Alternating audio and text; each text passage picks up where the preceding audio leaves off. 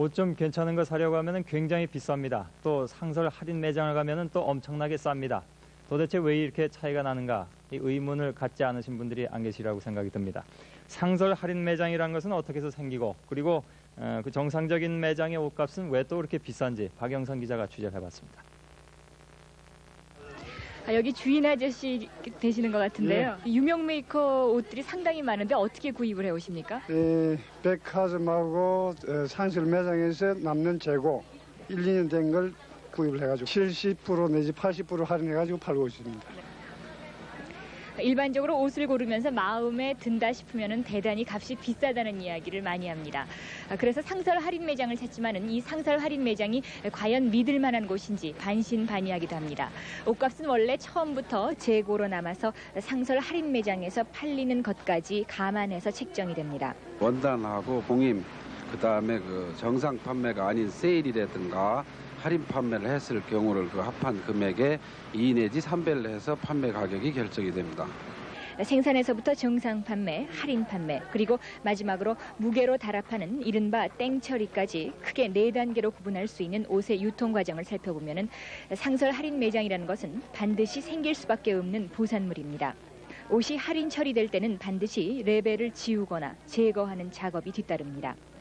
레벨 제거 후에 1년이 지난 옷은 20%에서 30%를, 2년이 지난 옷은 40%에서 50%를 할인해서 일반 매장에서 할인 매장으로 넘어가는 것이 보통입니다. 그러나 의류업계 불황이나 회사 자금 사정 등으로 1년이 지난 옷 혹은 바로 처리 지난 옷, 심지어는 신상품까지 상상할 수 없는 가격으로 덤핑 처리되는 경우도 자주 있고 생산 공장과 할인 매장이 중간 상인을 거치지 않고 직거래를 함으로써 할인가가 큰 폭으로 내려가기도 합니다.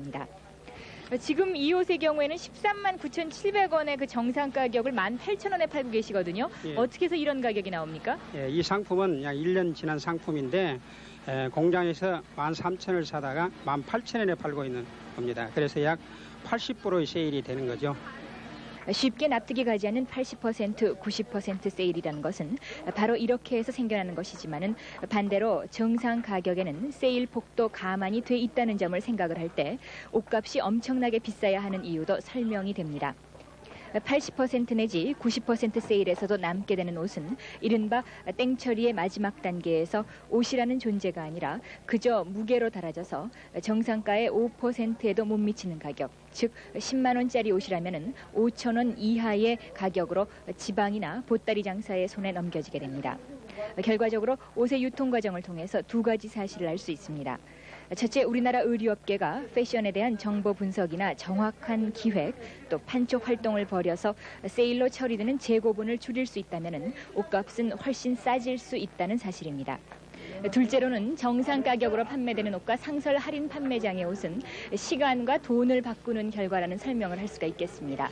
다시 말하면 옷값은 시간이 지날수록 떨어지고 또 상설 할인 판매장에서는 값이 싼 만큼 그만큼의 시간을 들여서 옷을 세심하게 골라야 하기 때문입니다. MBC 뉴스 박영선입니다.